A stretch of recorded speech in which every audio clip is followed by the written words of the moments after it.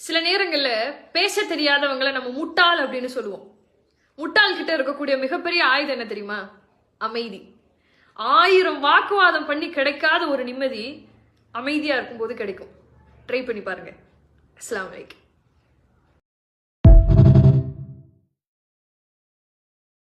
எல்லா புகழும் இறைவனுக்கே. வாழ்க்கையில நம்ம எல்லாருக்குமே பல பிரச்சனைகள் இருக்கு.